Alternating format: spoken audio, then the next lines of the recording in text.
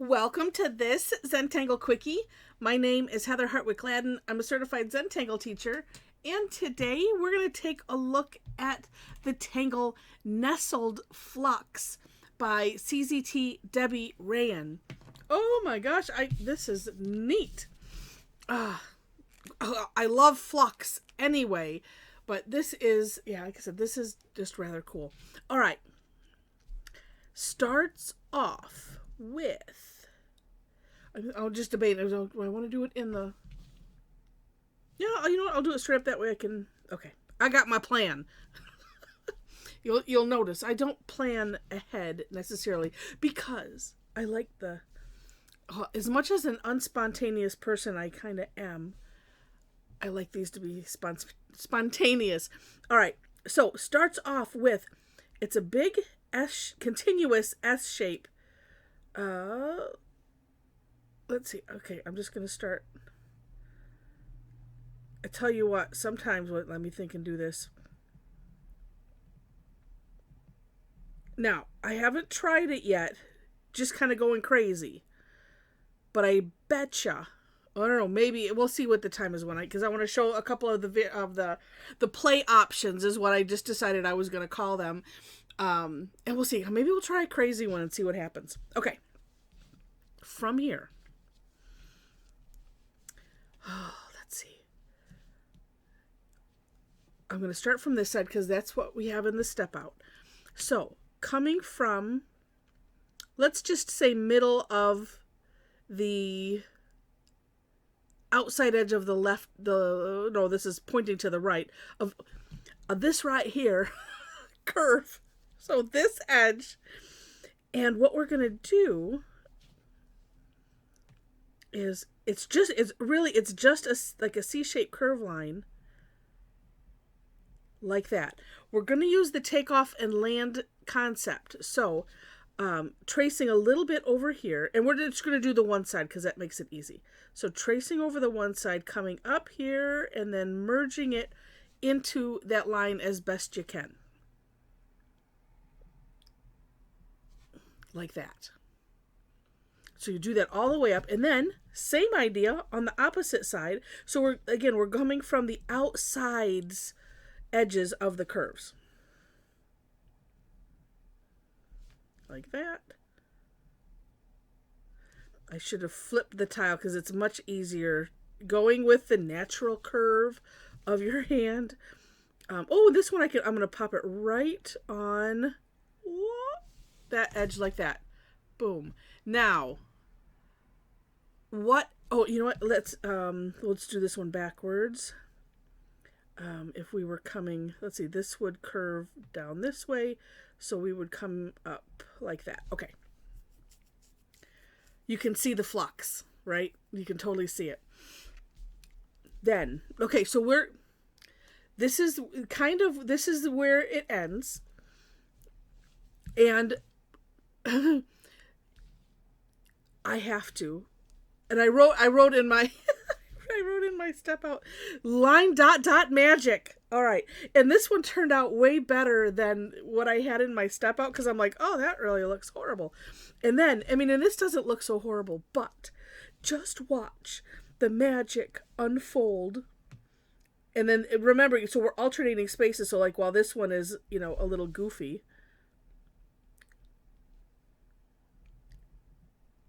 now, the part of the line ... magic is you can curve this line and continue curving with the dots, however you want it to curve.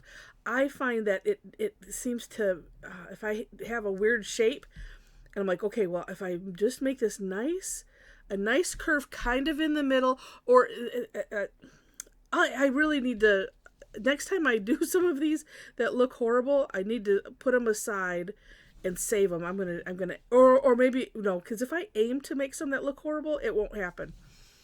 But just look at that; it's just amazing. Okay, so we're gonna leave. Oh wait, let's do shading. I actually did have some of this planned out. Okay,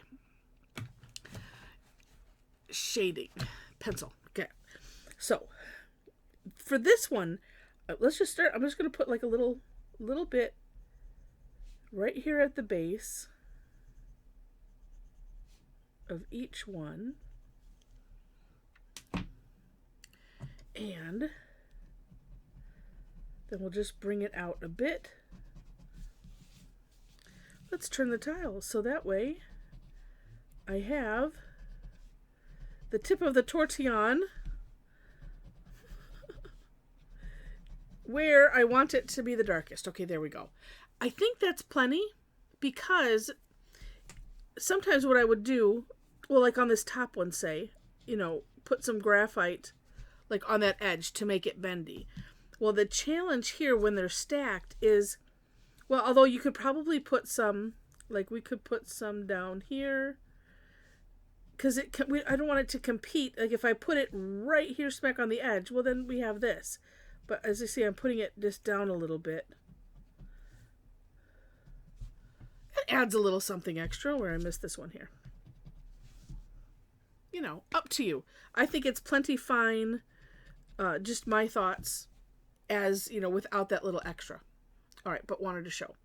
Okay, now, Debbie has some options for play.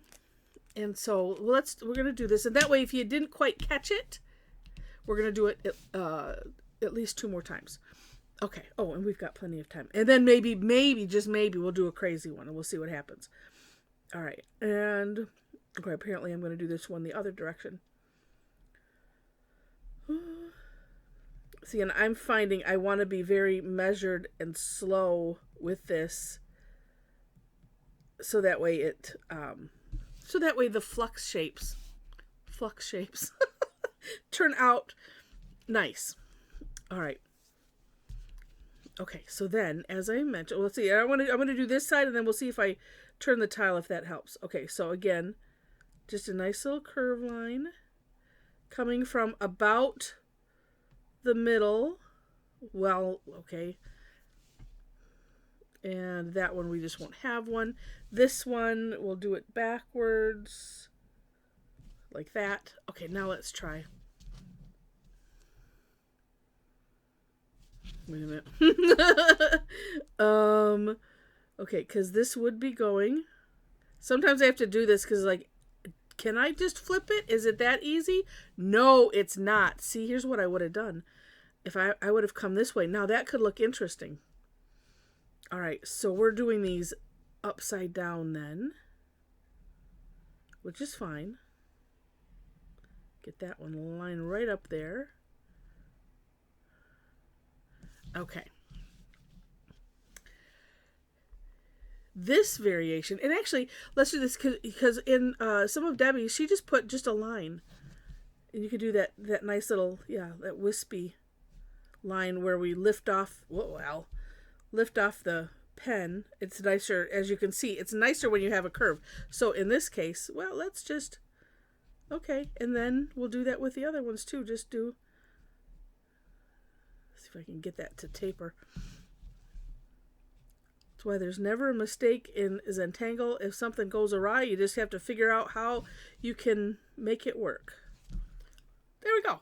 All right, now this variation, actually she had a couple ideas. You could do a little heart shape, but I really liked this better, where it's kind of like a straight flux shape and doing 3 of them like that. And so this is in the crevices that you can see.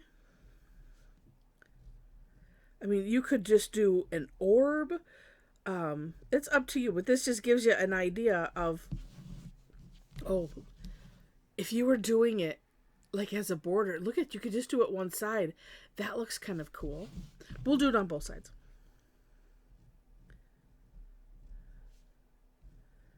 It is really a good idea to pause every so often, like at the end of a step, and just take a look at what you did. Just like that. I was like, oh, wait, look at what would happen if we just left the one.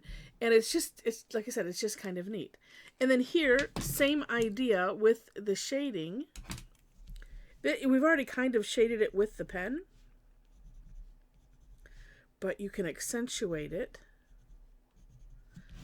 Look at me not following my own, what I say, or what I suggest, which is to angle the paper so that way the tip of the pencil, just as well as the tip of the tortillon, are where you want it to be the darkest, or as I sometimes like to say, where you don't want it, where you don't want your graphite to go over, the line you don't want to go over.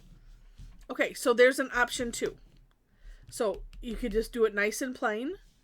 This I like to do, so if I have a border or, something I'm trying to fill in, I'll do it this way, but I have never thought to, this is why I was just really enamored with this, to start it with a squiggly line. I will do a flux shape, also I'll start it one direction and then start it from here. And I'll do this, but I'll do individual flux shapes.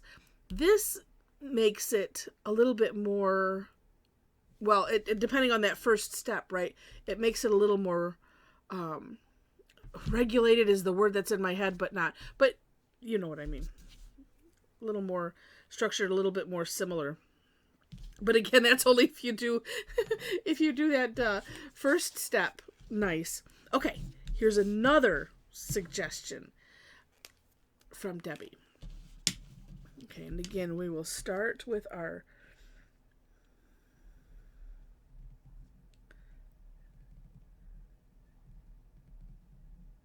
big giant S.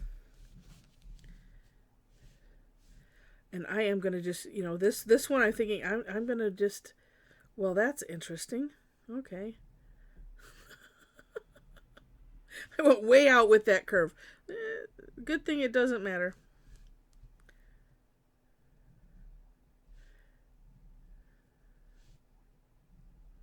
Oh, wait, where was the one? Oh, yeah, like this one, I went way in instead of, because I had been, kind of keeping them, out and even towards the, this side of the curve. And I think it was, no, this, well, I guess both of these kind of went way in. But when you're done, you just don't it just doesn't matter. Okay, and there we go. And I suppose that one would kind of have one there. All right. Now, well, oh yeah, here, let's watch this magic here. I think that the magic of this line dot dot is that it takes your eyeballs and it draws them to the center and takes them away from, anything else. So like even that shape, it just, I don't know, it's still magic. All right, so this other one, and this one, in Debbie's step out, she has it. It's in what would be, I would call box 5.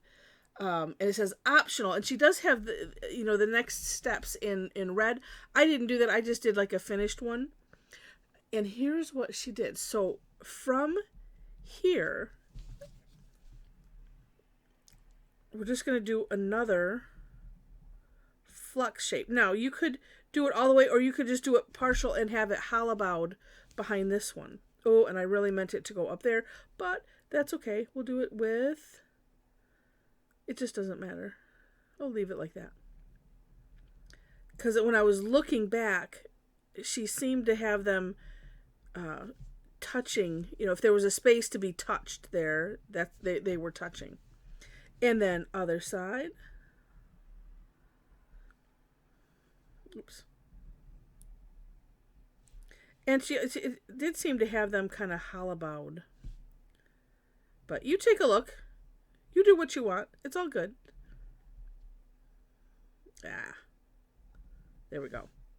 And then continuing on. So as far and wide as you want to have this happen. Let's see. And did she? No, it did kind of just start wherever you want to start. And the look at that. The ones further out, and let's start this one here. That way we can fill in that gap. She did have the subsequents seem to be hollowed, behind each other. Let's see. And here, actually, we would have like that. We'll put 3 there. Okay, and then the other side. Oh, let's see if I can do them upside down so that way you can see the pen. Like that. So it's kind of like, if you just focus on this flux shape and we're just continuing them out this way. And you can do as many layers as you wish. Let's see if we can get that rounded in a little bit. Yeah. Like that. I'm just going to stop there. And then, too, you can continue, if you like the line dot dot, great. If you just want to put the line, whatever it is that you want to do, or if you just want to leave them open, up to you. You could, of course, actually, and she did have, maybe I'll do that too. We'll get these line dot dots in here.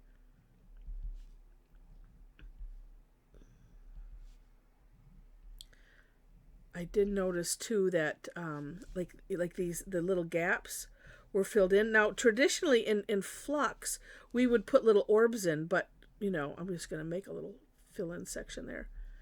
Up to you, of course.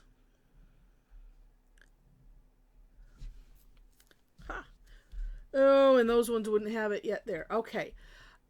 Something else that she did, which I think is kind of cool, and it's why I like Rick's version of Flux a whole lot, is that you can have these little guys flop in whichever way you want.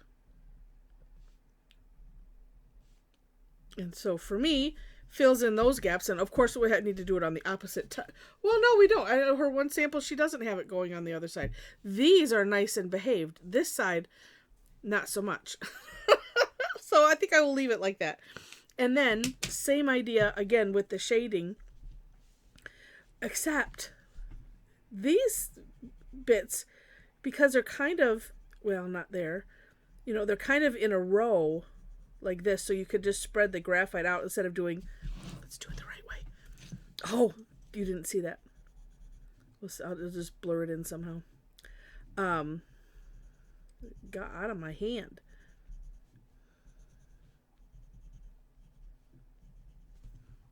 All right. Oh, here, we'll use the back end of the tortilla and see if we can pick it up a little bit.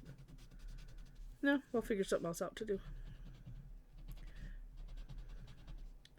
Yes, I could grab an eraser.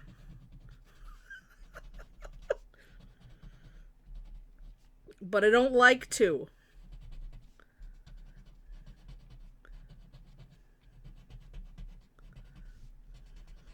And I do have another idea. But look at how much life that adds. And one way you can finish this off, if you wish, is you could put a nice aura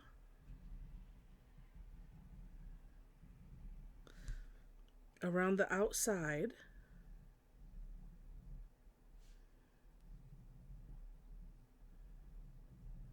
Okay, I did it there too. Huh. And then if you wanted to,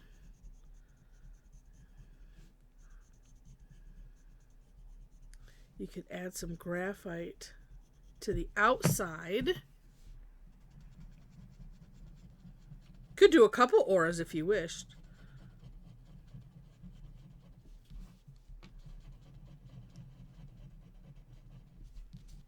All right, let's do this side. Look at how that pops it. Oh my gosh. It is so cool.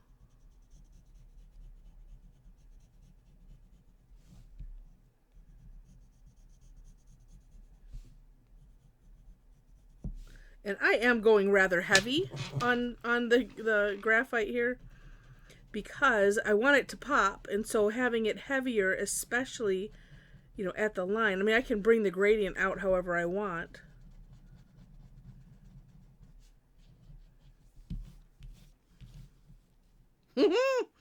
I don't know. That's so cool. So cool. All right. So 3 variations. I am sure. Oh, wait. No, wait. Let's see. Oh, gosh. All right. Let's just do it. I try to make these quickies, but, it's not too bad. Let's go crazy.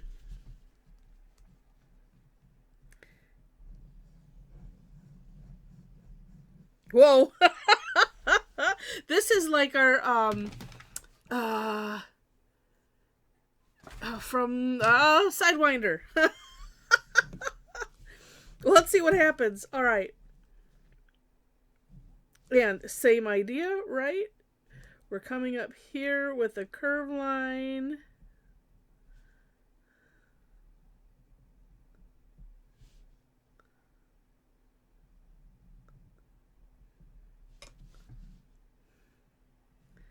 That one is going to line right.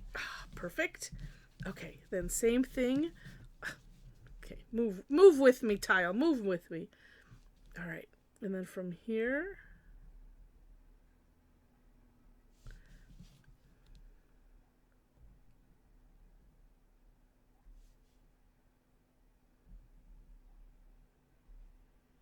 and we'll just leave that. All right.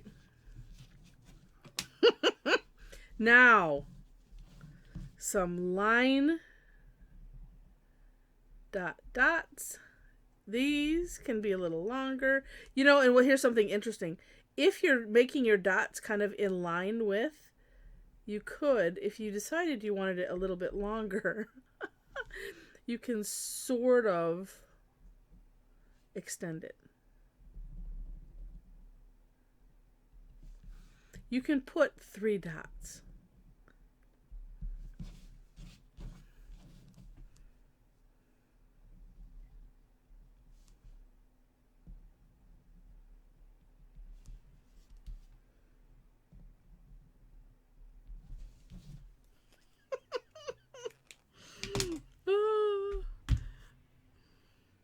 Where did I throw my pencil? Oh, there it is.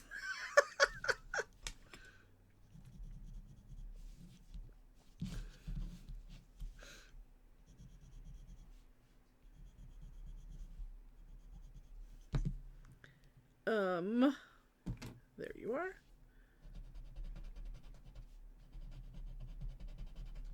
Oh, and here's another, let's just do this. Another thought you could bring, since these are big, that one kind of works already.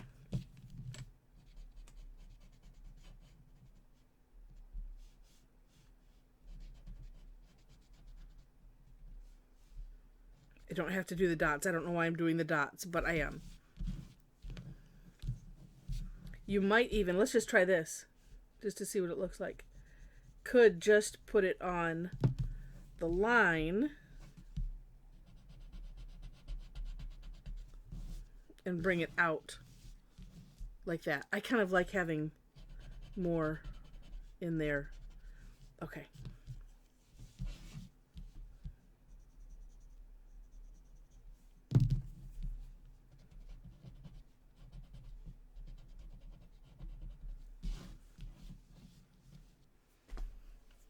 Crazy nested flux. And you know what? Because I have so much room, I can do this C shape with the graphite a little ways in from the edge. And so it won't necessarily interfere with the graphite that's already there. But you can add a little bit of, you know, the shading that, you know, on the tip. I don't know. Hot mess? Yes, no?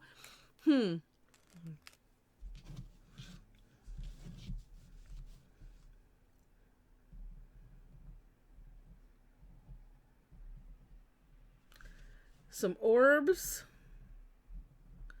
as we would a little bit in traditional flux. Add them however you wish. And it does help to fill in the little gaps. And you could add a little rounding in. So see, like right, if you can even see that. So right in the crevice, just rounding that in the crevices. Sometimes that adds a really neat. It does. Well, so look at this side to this side. I did it here, not here. it just adds a little extra finishing touch or something that's just cool. Well, and since that one went over, let's just fill in that a little bit more.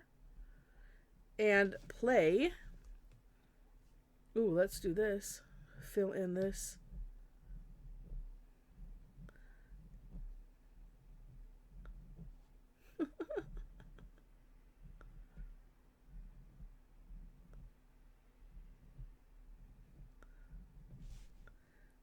I like to kind of have them look like they're stacked, sort of, sometimes. I think that's neat. Like if I was picturing gravity, and then sometimes, yeah, not so much. Just 'cause.